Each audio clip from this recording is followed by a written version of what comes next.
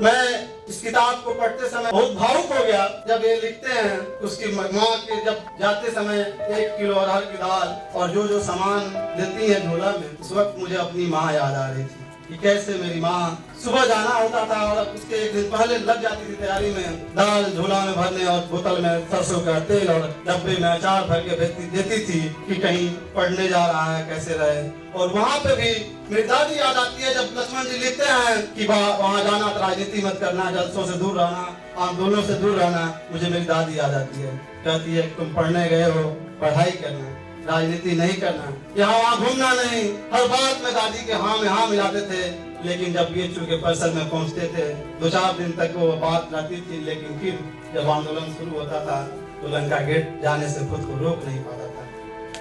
यह सिर्फ लेखक का अपना इतिहास नहीं है, हम उन सभी का इतिहास है जो पहली पीढ़ी के हैं और गांव से बहुत जद्दोजहद के साथ विश्वविद्यालयों में पहुंचते हैं और सपना देखते हैं। इसलिए यह किताब, यह इतिहास सिर्फ लक्ष्मण यादव का नहीं है, वह मेरा भी है और मेरे जैसे तमाम और लोगों का भी है।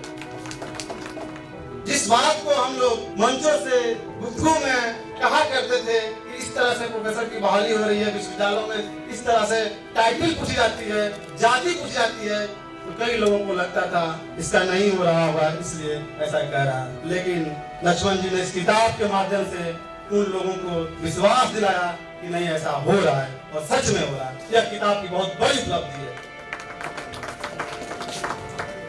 लक्ष्मण जी की किताब में जब मैं पढ़ रहा था, इन्होंने लिखा कि कई ऐसे डिग्री कॉलेज है, यूनिवर्सिटियां जहाँ 6 साल लग जाते हैं बीए करने में, तो मैं सोचने लगा लक्ष्मण जी बिहार में भले ज्वाइन नहीं किए, योगदान नहीं किए, लेकिन बिहार से रूबरू हैं और यह बिहार की सबसे बड़ी बदहाली है, क्योंकि शिक्षा तंत्र परीक्षा तंत्र पर निर्भर करता है और आज भी बिहार के तमाम सत्र अनियमित है, नियमित नहीं है, जिसके वजह से विद्यार्थी कॉलेज छोड़ देते हैं, का मतलब आना नहीं चाहते हैं, तो उनका सेशन पीछे चल रहा है, तो परीक्षा नहीं हो रहा है।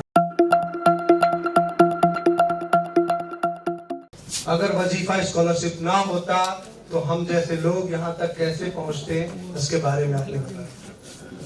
लेकिन आज तो वो खतरा इतना बढ़ गया कि सब कुछ बेच देने पर आमादा है आज की सत्ता। आपने उसे दर्ज किया एक शेर के माध्यम से, आप ही के शेर से। मैं बात को आगे बढ़ाऊंगा कि नशे मन ही के लूट जाने का गम होता तो क्या गम, नशे मन ही के लूट जाने का गम होता तो क्या गम होता, यहाँ तो बेचने वालों ने गुलशन बेच डाला है। शुक्रिया। और मैं साथ ही बुलाना चाहूंगा डॉक्टर दिनेश पाल जी को अपनी बात रखने के लिए। डॉक्टर दिनेश पाल जी पेशे से असिस्टेंट प्रोफेसर हैं, साहित्यकार हैं, चिंतक हैं। डॉक्टर दिनेश पाल जी।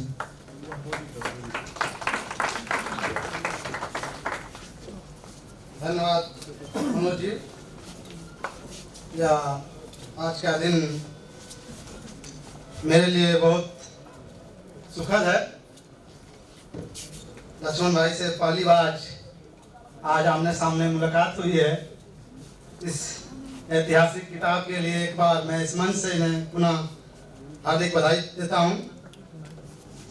आज के इस कार्यक्रम की अध्यक्षता कर रहे बिहार विधानसभा के पूर्व अध्यक्ष आदरणीय उदय नारायण चौधरी जी, मंच पे उपस्थित आदरणीय आलोक मेहता जी, पासमानदा आंदोलन के सूत्रधार आदरणीय अली अनवर अंसारी साहब, कॉमरेड दीपांकर भट्टाचार्य जी और आदरणीय डॉक्टर उषा जी और यहाँ उपस्थित सभी शिक्षाविद, शिक्षा प्रेमी, सामाजिक चिंतक, आप सभी को मेरा जोहार।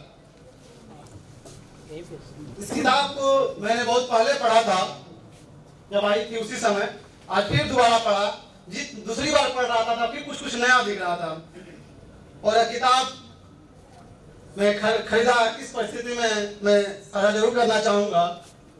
इस किताब के लिए मेरे ससुर जी ने मुझे फोन किया, लक्ष्मण यादव के प्रोफेसर की डायरी किताब मुझे चाहिए, भिजवा दीजिए।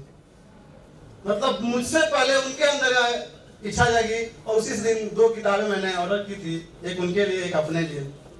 उस किताब को पढ़ते समय पढ़ा जब उसकी भूमिका में लेखक ने लिखा है एक जगह कि हृदय की आंखों से लिखा गया है हमारा अपना इतिहास है।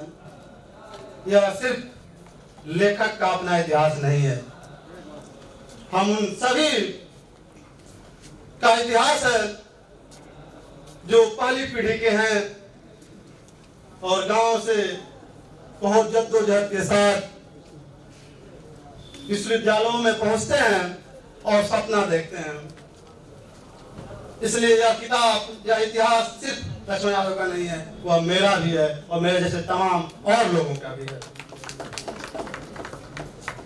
और जैसा कि उन्होंने कोट किया चिन्मय अचेबे साहब का जो उदाहरण कि जब तक हिरण अपना इतिहास खुद नहीं लिखेंगे तब तक हिरणों के इतिहास में शिकारियों की बहादुरी के किस्से गाए जाते रहेंगे। इन्होंने लिखकर एक आंदोलन खड़ा किया आज देश में, जिस बात को हम लोग मंचों से गुफ्तगू में कहा करते थे कि इस तरह से प्रोफेसर की बहाली हो रही है विश्वविद्यालयों में, इस तरह से टाइटल पूछी जाती है, जाति पूछी जाती है, तो कई लोगों को लगता था कि यह इसका नहीं हो रहा होगा इसलिए ऐसा कह रहा है। लेकिन लक्ष्मण जी ने इस किताब के माध्यम से उन लोगों को विश्वास दिलाया कि नहीं, ऐसा हो रहा है और सच में हो रहा है। यह किताब की बहुत बड़ी उपलब्धि है। मैं इस किताब को पढ़ते समय वहां पे बहुत भावुक हो गया जब ये लिखते हैं उसकी माँ के जब जाते समय 1 किलो अरहर की दाल और जो जो सामान देती है झोला में, उस वक्त मुझे अपनी माँ याद आ रही थी कि कैसे मेरी माँ सुबह जाना होता था और उसके एक दिन पहले लग जाती थी तैयारी में, दाल झोला में भरने और बोतल में सरसों का तेल और डब्बे में अचार भर के देती थी कि कहीं पढ़ने जा रहा है कैसे रहे। और वहां पे भी मेरी दादी याद आती है जब लक्ष्मण जी लिखते हैं कि वहां जाना तो राजनीति मत करना, जलसों से दूर रहना, आंदोलनों से दूर रहना। मुझे मेरी दादी याद आती है, कहती है तुम पढ़ने गए हो, पढ़ाई करना, राजनीति नहीं करना, यहाँ वहां घूमना नहीं। हर बात में दादी के हाँ में हाँ मिलाते थे, लेकिन जब BHU के परिसर में पहुंचते थे 2-4 दिन तक वो बात रहती थी, लेकिन फिर जब आंदोलन शुरू होता था तो लंका गेट जाने से खुद को रोक नहीं पाता था, क्योंकि मैं भी पहली पीढ़ी का आदमी हूँ, उस परिवार से निकला हूँ जो पहली बार किसी परिवार से कलम पकड़ा है। पहली पीढ़ी का आदमी कलम पकड़ के विश्वविद्यालय पहुंचा और तब मेरे दोस्त कहा करते थे कि तुम भी JNU आओ, दिल्ली आओ। तब मुझे, मैं इतना डरा हुआ था दिल्ली से, महंगाई, हमें लगता था कि दिल्ली बहुत महंगी शहर है और मैंने कभी फॉर्म नहीं भरा। मेरा दोस्त वहाँ कई JNU में है, MA के लिए कहे, MPhil के लिए कहे, PhD के लिए कहा, मैं हमेशा यही कहता था कि वहाँ मैं नौकरी करने आऊँगा। पिछले 5 साल से मैं बिहार में असिस्टेंट प्रोफेसर हूँ और मैं ईमानदारी से कहूँ कि मैं वो दिल्ली के नौकरी करने का सपना भी छोड़ दिया, क्योंकि वर्तमान जो स्थिति है हमारे जैसे बोलने लिखने और मुखर लोगों का, वहाँ कोई चारा नहीं निकलने वाली है। वो आप लक्ष्मण जी ने बहुत बारीकी से उस पर लिखा है, क्योंकि जैसी स्थिति है। और वो अब मैं इनके किताब के साथ जब पढ़ा तो सोचा कि और पढ़ूं, पीछे पहले कैसा होता था। तो मैं अपने शिक्षक रहे हैं कुमार पंकज साहब, उनका किताब रंजीत सी सही पढ़ा। दिल्ली विश्वविद्यालय की रही निर्मला उनका उनकी आत्मकथा है जमाने में मैं पढ़ा। अभी बिहार में किताब अभी हाल ही में पढ़ना शुरू किया, बिहार का सशक्ता शिक्षा तंत्र, तो देखा यह स्थिति पहले भी थी, लेकिन जिस तरह की उस समय स्थिति थी वह आज नहीं है। आज की स्थिति कुछ ज्यादा ही भयावह हो चुकी है।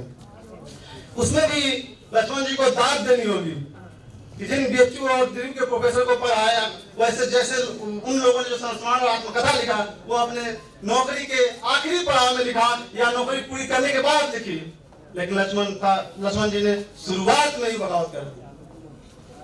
शुरू में ही लिखने की हिम्मत उठाए जो सच्चाई थी, यह काबिले तारीफ है। और इसके लिए हमारे जैसे युवाओं को इनको आभार व्यक्त करना चाहिए। और जो नए बच्चे जा रहे हैं वो यूनिवर्सिटी के इन किताब से रूबरू हो सकते हैं। उन्होंने अपनी किताब में जिक्र किया है कैसे राकेश के माध्यम से उसकी टाइटल जाति जानी जाती है प्रोफेसर से। मैं एक संस्मरण साझा करूंगा, क्योंकि आज शिक्षा व्यवस्था का आलोचनात्मक विश्लेषण है, इसलिए कि कैसे सिर्फ एक विश्वविद्यालय में नहीं, लगभग हर विश्वविद्यालयों की स्थिति कमोबेश वही है।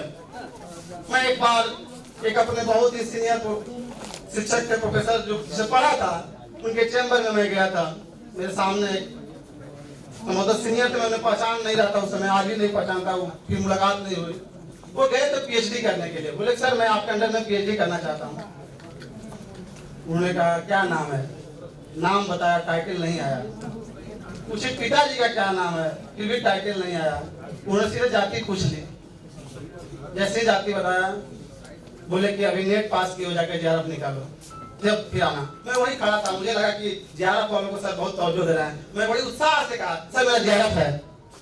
बोले बेटा सीट खाली नहीं है मेरे अंदर, कहीं और देख लो। और उसी बैच में मेरे ही सहपाठी मेरा दोस्त उनका सोजातीय था, उसको अपने अंदर पीएचडी कराया। यह स्थिति बीएचयू की बता रहा हूँ। तो यह जो लक्ष्मण जी की किताब में है वह कई सेंट्रल विश्वविद्यालयों की स्थिति वहाँ पीएचडी से शुरुआत हो जाती है, क्योंकि जहाँ पीएचडी में जहाँ भी इंटरव्यू पर आधारित चयन होता है, वो नौकरी की हो या पीएचडी की हो, वहाँ यह पक्षपात खूब देखी जाती है। इस मामले में बिहार के असिस्टेंट प्रोफेसर की बहाली थोड़ा बेहतर है, वहाँ नाम